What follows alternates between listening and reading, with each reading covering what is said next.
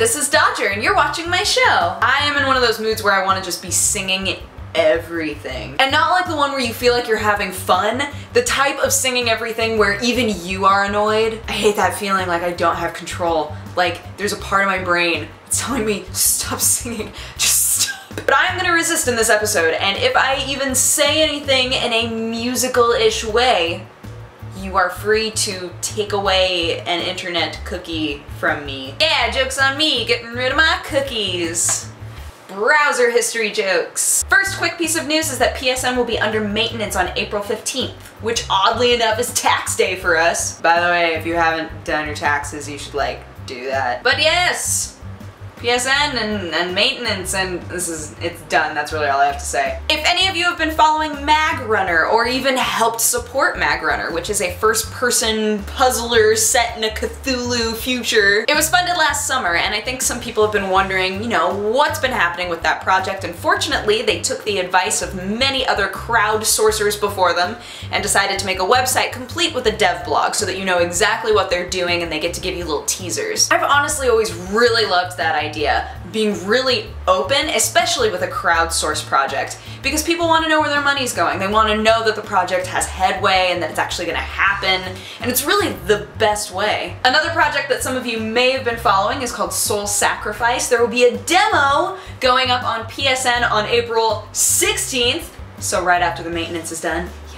At that point, the game will be 2 weeks out of actually releasing, but the demo takes you all the way through the opening. So you get captured by this mage, and you get marked for sacrifice, and then you meet this talking book that's like, yo, if you live out all the contents of this book, then stuff will happen. Look, I'm not saying I'm in this industry for a reason, but I could sell any game. Are we good? Is the lighting weird? If it's different, it's because food showed up and I got distracted.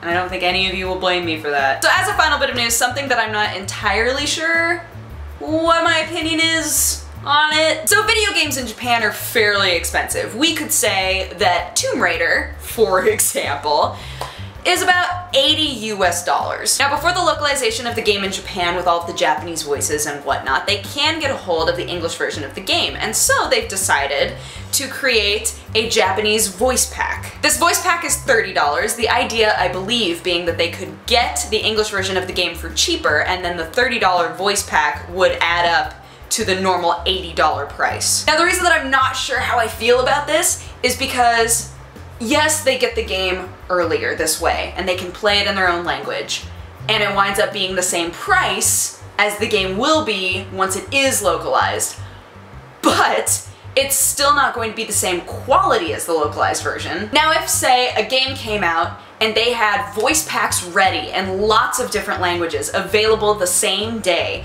so that people could play the game if they wanted to, some part of me feels like that would be really cool, and it would eliminate this whole feeling of oh, I don't want to see spoilers because I don't have the game yet, it's not even in my country. But at the same time, I don't feel like it should be the same amount of money, and I think a lot of articles are printing it in a way where it's hard to understand how much it actually winds up being, whether or not it's $80 plus the $30 and then it winds up being more, but from what I understand, that's not the case. It would wind up being the same price, which in itself feels strange. I don't know, I'm curious what you guys think about that, but that's happening with Tomb Raider, so that's the thing. Anywho, that is my show. Thank you so much for watching. A reminder, the Sherlock Cat shirt is only available until the 19th, so next week is your last week to get it if you want to get the Mysterious Case of Mirror Cat shirt.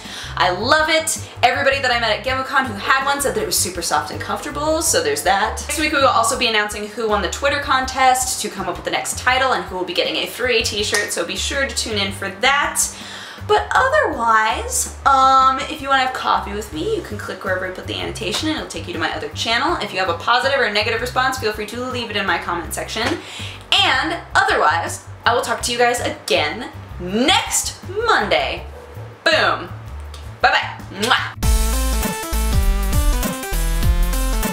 Browser history jokes.